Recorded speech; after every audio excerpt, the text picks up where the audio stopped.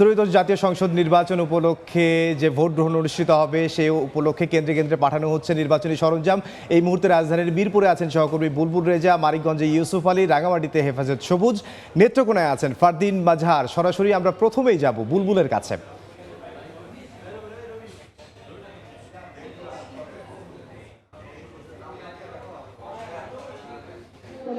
আমি এই মুহূর্তে যে ভেন্যুটিতে রয়েছি সেটি মিরপুরের আদর্শ উচ্চ বিদ্যালয়। এটি ঢাকা 15 যে সংসদীয় আসন রয়েছে সেই সংসদীয় আসনের 127টি কেন্দ্রের যে নির্বাচনী সরঞ্জাম সেই বিতরণ কার্যক্রম চলছে। এখন থেকে ঠিক 30 মিনিট আগে এখানকার যিনি সহকারী রিটার্নিং কর্মকর্তা রয়েছেন, অর্থাৎ যার তত্ত্বাবধানে এই নির্বাচনী সরঞ্জামগুলো বিতরণ কার্যক্রম পরিচালিত হচ্ছে, তিনি এসেছেন এবং এই কার্যক্রম শুরু হয়েছে।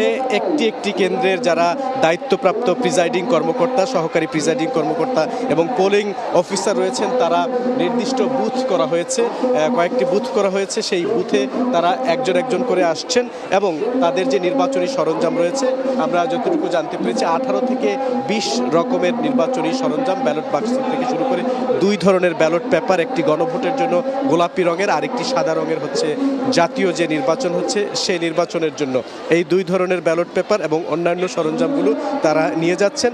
আরেকটি বিষয় জানিয়ে রাখি, সেটি হচ্ছে নিরাপত্তা সংক্রান্ত যে বিষয়টি রয়েছে। একটি কেন্দ্রের জন্য 13 জন আনসার সদস্য মোতায়েন করা হয়েছে। পাশাপাশি পুলিশের ঝুঁকিপূর্ণ বা গুরুত্বপূর্ণ যে আমরা কেন্দ্রগুলো বলি সেখানে 4 জন পুলিশের সদস্য রয়েছে।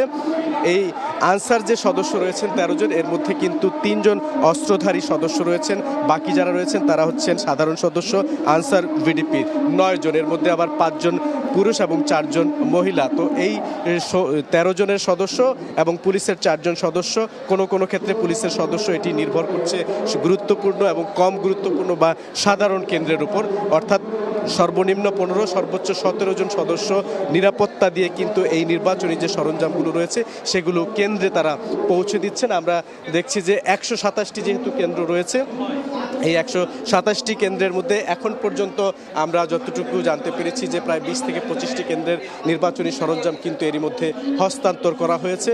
এবং সেই হস্তান্তর করার পর যারা প্রিজাইডিং কর্মকর্তা বা সহকারী প্রিজাইডিং কর্মকর্তা রয়েছেন, তারা জিনিসগুলো মাঠে নিয়ে যাওয়ার পর এগুলো বুঝে নিচ্ছেন যে ঠিকঠাক মতো সেই জিনিসগুলো তাদেরকে হস্তান্তর করা হয়েছে কিনা। পরবর্তীতে তাদের সঙ্গে যে আনসার সদস্য বা পুলিশের অর্থাৎ আইন শৃঙ্খলা রক্ষাকারী বাহিনীর সদস্য রয়েছেন তাদেরকে নিয়ে তারা সেই গাড়িতে উঠছেন। এখানে বাংলাদেশ সেনাবাহিনী অর্থাৎ সশস্ত্র বাহিনীর যারা সদস্য তারাও কিন্তু টহল দিচ্ছেন।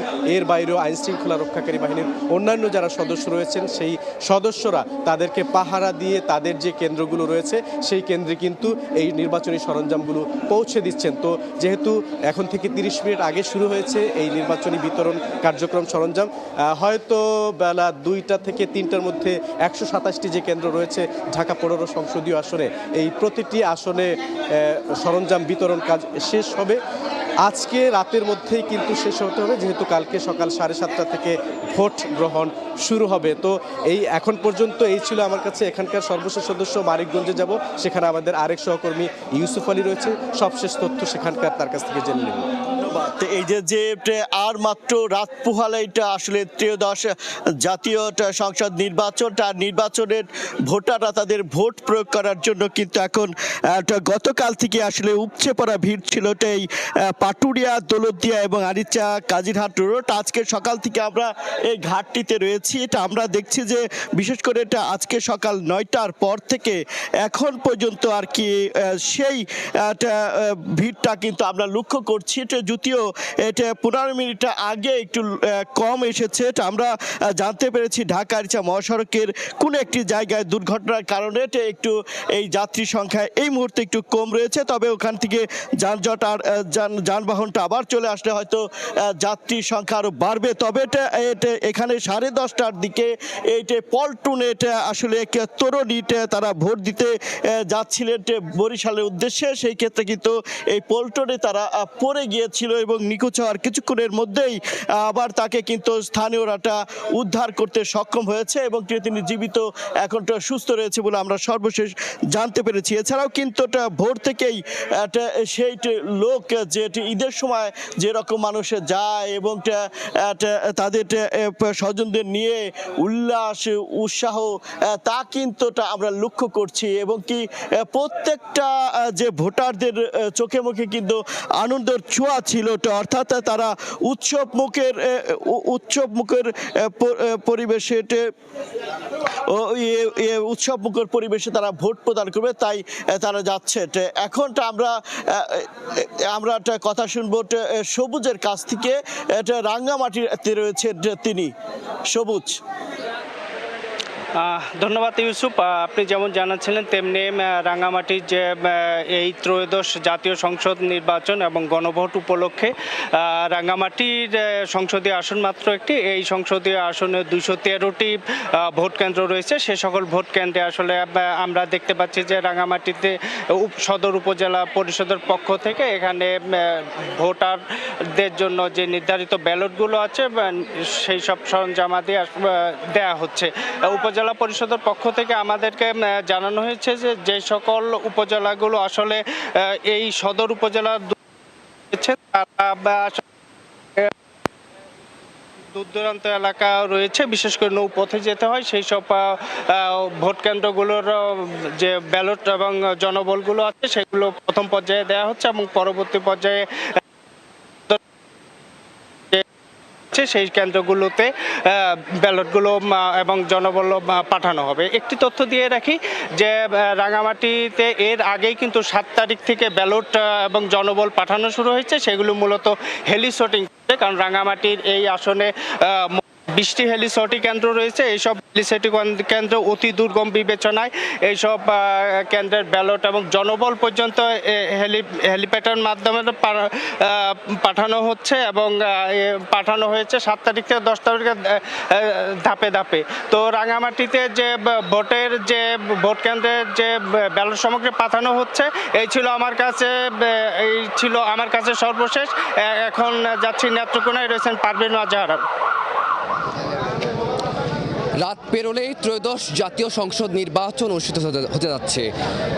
সারা দেশ জুড়ে নির্বাচনী প্রচারণার পর এখন চলছে পুরো দমে দেশ জুড়ে ভোটের প্রস্তুতি। এই মুহূর্তে আমরা রয়েছি নেত্রকোনা 1 আসনের কলমাকান্দা উপজেলা পরিষদে। এখানে স্ব ভোট কেন্দ্রের প্রিজাইডিং অফিসারদের তাদের ভোটের সরঞ্জামাদি বুঝিয়ে দেওয়া হয়েছে সহকারী রিটার্নিং কর্মকর্তার মাধ্যমে।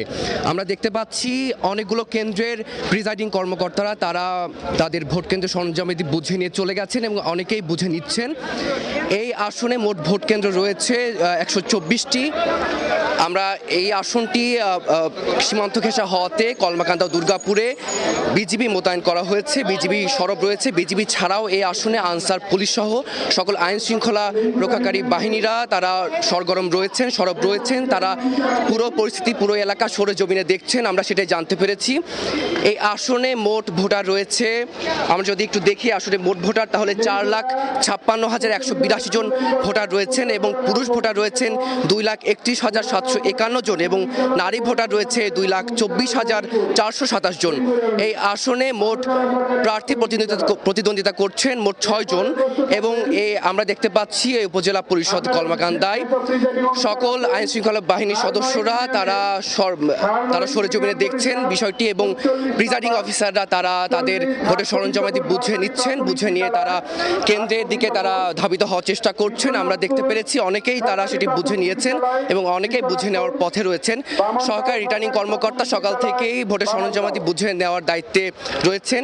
এই আসনের মোট প্রার্থী রয়েছেন 6 জন। তারা মোট প্রার্থীর মধ্যে হেভিওয়েট প্রার্থী হিসেবে বিএনপির মনোনীত প্রার্থী কায়সার কামাল এবং খেলাফত মজলিসের গোলাম রাব্বানী আমরা দেখতে পেয়েছি হেভিওয়েট প্রার্থী হিসেবে তাদের, এবং দুর্গাপুর ও কলমাকান্দার পথে প্রান্তরে তারা গত 20 দিনের প্রতীক বরাদ্দের পর বেরিয়েছেন এবং একই সাথে এই আসনে নারী ভোটার, সংখ্যালঘু ও যারা আদিবাসী সম্প্রদায় রয়েছে তারা যাতে নির্বিঘ্নে নিরাপদে যাতে তারা ভোট দিতে পারে তাদের সেই ব্যবস্থা করার প্রতিশ্রুতি দিয়েছেন এইখানকার যারা রিটার্নিং কর্মকর্তা, সরকারি রিটার্নিং কর্মকর্তা যারা রয়েছেন তারা সহ সকল আইন শৃঙ্খলা বাহিনীর সদস্যরা। আমরা সকাল থেকেই দেখতে পেরেছি যে ভোটের মাঠ সরগরম এবং পুরো অঞ্চলে এলাকায় যাতে আইন শৃঙ্খলা পরিস্থিতি নিরাপদে থাকে, নির্বিঘ্নে থাকে, সেই ব্যবস্থাটি নেওয়া হচ্ছে। সারা দেশ জুড়ে নির্বাচনী প্রচারণার সাথে সাথে নেত্রকোনা 1 আসনেও গত 20 দিনে নির্বাচনী প্রচারণা তুঙ্গে ছিল। আমরা দেখতে পেরেছি প্রার্থীরা দীর্ঘদিন ভোট দিতে না পারা মানুষদের দ্বারে দ্বারে পৌঁছেছেন, তাদের দীর্ঘদিনের ভোট দিতে না পারার কারণ তাদের যে আক্ষেপ বঞ্চনা রয়েছে, তারা সেই আক্ষেপ বঞ্চনার মধ্যে তারা তাদের অভিযোগ শুনেছেন। আমরা দেখতে পাচ্ছি সহকারী রিটার্নিং কর্মকর্তা এই মুহূর্তে কথা বলছেন, প্রিজাইডিং অফিসারদের কাছে সাথে কথা বলছেন। আমরা দেখতে পাচ্ছি সরকারি রিটার্নিং কর্মকর্তা প্রিজাইডিং অফিসারদের সাথে কথা বলছেন, কথা বলার মাধ্যমে তাদেরকে ভোটের সরঞ্জামাদি বুঝিয়ে দিচ্ছেন এবং এইভাবেই চলছে নেত্রকোনা 1 আসনের ভোটের প্রস্তুতি। এই ছিল নেত্রকোনা 1 আসন থেকে আমার কাছে ভোটের সর্বশেষ। আগামীকাল ত্রয়োদশ জাতীয় সংসদ নির্বাচন, তারই প্রস্তুতির খবর আমাদের সহকর্মীরা জানাচ্ছিলেন। নেত্রকোনা থেকে যোগ দিয়েছিলেন ফারদিন মাঝার এবং এর আগে আমাদের সঙ্গে রাঙামাটি থেকে হেফাজত সবুজ যোগ দিয়েছিলেন এবং আমাদের আরেক সহকর্মী মানিকগঞ্জ থেকে ইউসুফ আলী তিনি যোগ দিয়েছিলেন এবং তার আগে রাজধানীর বীরপুর থেকে আমাদের সহকর্মী বুলবুল রেজা তিনি আসলে জানাচ্ছিলেন নির্বাচনী প্রস্তুতির সবশেষ খবর এবং আইন শৃঙ্খলা পরিস্থিতির কী অবস্থা সে বিষয়ে আমাদেরকে জানাচ্ছিলেন। এবার এই ত্রয়োদশ জাতীয় সংসদ নির্বাচনে 299টি আসনে ভোট গ্রহণ অনুষ্ঠিত হচ্ছে।